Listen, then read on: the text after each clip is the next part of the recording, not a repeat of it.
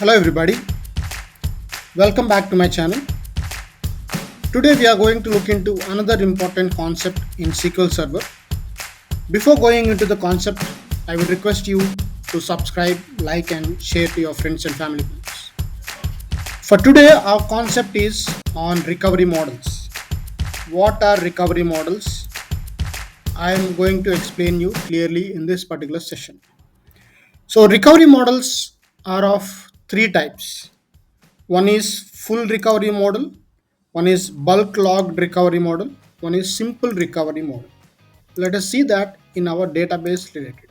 So recovery models are database related recovery models. If you click on the options, you can see the recovery model. Okay, so if you drop down, you will be able to see full recovery model, bulk logged recovery model, and simple recovery model. So these are the three recovery models we have in SQL Server. In the interview, interviewer can ask, explain about the recovery models in SQL Server. So to answer that, it is important to see this video until end so that you will not miss any of the points which you can explain to the interviewer. So as you see this recovery model of full, bulk logged and simple recovery model, what are those actually?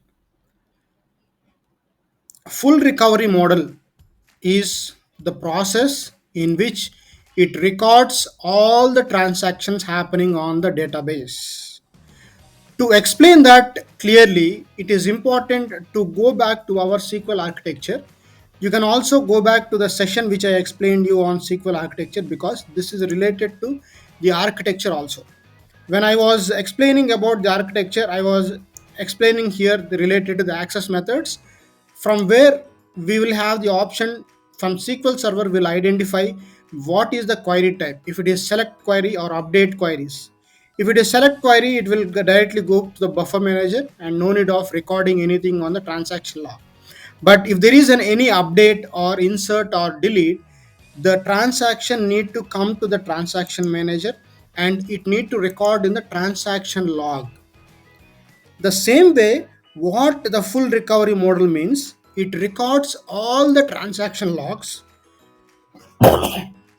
Sorry, it records all the transaction logs in the transaction log through the transaction manager related to the inserts, updates, deletes like DML operation, data manipulation operations. It will be recording in the transaction log, in which this full recovery model is very important, and this is used in the production servers because it is required to capture all the logs happening on the production databases.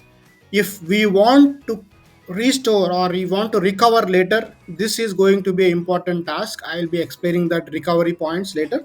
For now, if it is a full recovery model, all the transaction logs related to the DML operations will be logged in the transaction log. Coming to the next, bulk logged recovery model.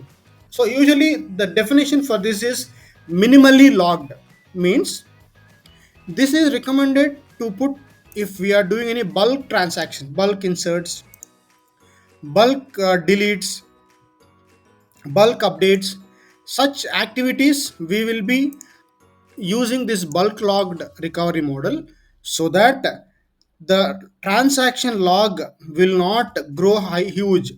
Suppose if you are updating 10 rows, the transaction log will be updating 10 times. If you are updating 1 crore times, then if you are the log, if it is updating 1 crore times, it is not recommended and log file will be getting full frequently, which will impact the production also. Which is the reason if you are using bulk log recovery model, it will captures minimal information of the logs happening on the database on the log file end. Which is the reason if we are doing any bulk activities, it is recommended to use this one, but not every time it will be recommended. It depends upon the load we are using and the database state it is presently. If it is a standalone and there is no impact and no issue, we can change it full to bulk log anytime. But during the production, You cannot change recovery models in between because it will impact the transactions running in the background. So it is not recommended to change during the production hours, wherein it is required to update to the user or the customer related to this change. Coming back to our simple recovery model. Simple recovery model is like it will capture the logs, but the logs will be automatically truncated. It will be cleared automatically, but in full the transaction logs will be there in the log file. In bulk logged, the transactions will be minimally available in the log file, but in simple, as it is clearing automatically, you cannot save these logs in the log file, as the logs are getting cleared automatically. This is what I want to explain regarding to these three recovery models. So coming to the background process. So after this, you need to understand the concept of some points which is required for the log file related information. So it is important to understand the checkpoint. What is a checkpoint? It is recommended to understand what is a lazy writer. It is recommended to have to understand the dirty pages. I already explained about the dirty pages in the previous architectural level session. It is again I am referring again to the architectural session because it is the core of the SQL Server, and I explained each section clearly so that it will help you a lot in the next sessions. As I told, that architecture session will help in this particular video also. So I'm explaining you a dirty pages. The concept of dirty pages I want to explain here. So what is a dirty page? Example. So one of the user want to update two records in a table. He executed saying that he tried to execute a query saying that update table, table name, where some data. They want to update some data related to the update. So what happens now? First thing is whether that particular information is available in the buffer cache buffer or not. SQL Server will check whether any information regarding to that records is available in the buffer or not. If it is not available, then it will fetch the two records from the database to the buffer. Buffer, you can think as buffer as a temporary. So it will fetch the two records and keep in a buffer. If already available, it will skip this bringing the data from the disk to the buffer, and it will proceed with the next step. So once the data is available in the buffer, then that is called, that pages are called as clean pages. Means once the data came from once the data comes from the database to the buffer cache, those pages are called clean pages.